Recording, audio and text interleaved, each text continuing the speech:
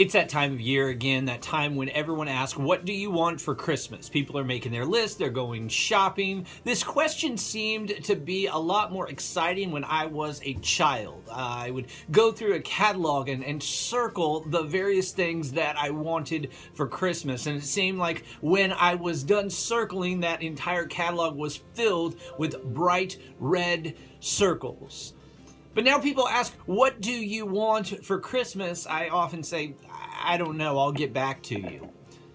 Just this morning, we gathered to pray again. We prayed for revival. Many of us have been gathering together each week, and we've been praying for this same thing, revival. God, send revival, send revival. And so if someone asked me today, what do you want more than anything else? I would say, I want God to send revival, for him to send revival of his Holy Spirit to his church. Just this morning I was reading from James chapter 4, which reminds us that you do not receive because you do not ask God. And when you ask with wrong motives, that you may use what you receive on your own selfish pleasure.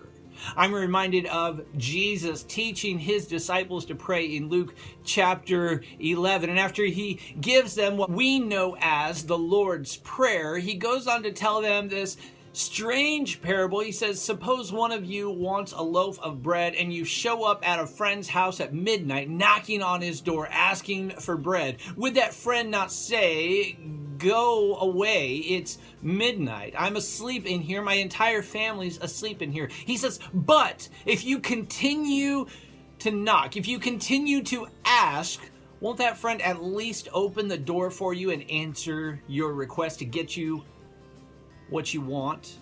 And he says, ask and you will receive, seek and you will find, knock and the door will be opened to you. See, this tells me that when we ask, we not only need to ask with the right motives, we need to persevere in our asking.